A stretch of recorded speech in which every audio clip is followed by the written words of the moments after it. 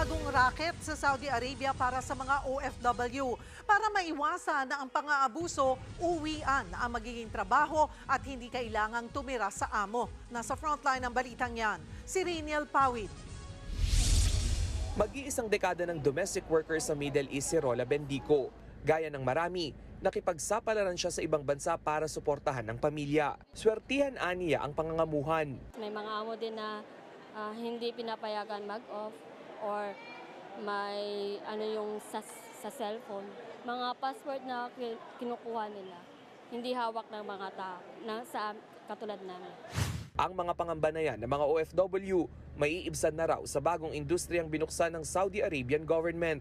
Naghahanap sila ng mga residential support worker. Sila yung hindi titira sa bahay ng mga employer.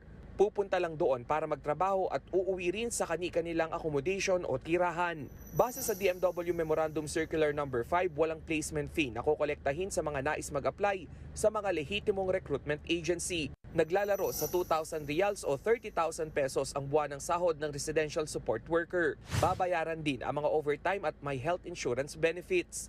Bibigyan din sila ng libreng accommodation at hatid sundo ng kanilang transportation service. Tiwala ang DMW sa ganitong sistema. Yung mga issues pagdating sa labor complaints, welfare cases, exit visa, inaasahan natin na hindi na ito magkakaroon tayo ng ganong kalaking problema.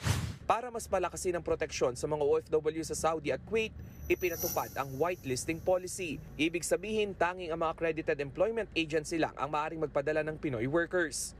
Hindi na rin magde-deploy ng Pinoy sa mga employer na may kaso ng pang-aabuso sa mga OFW. Bawat recruitment agency kinakailangan na rin magtalaga ng welfare desk officer sa Kuwait at Saudi. Sa 2020 record ng DMW, umabot sa 4,302 ang minaltratong OFW sa Middle East.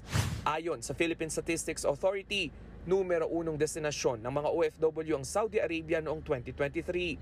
Higit 430,000 ang Pinoy na nagtatrabaho sa Saudi Arabia.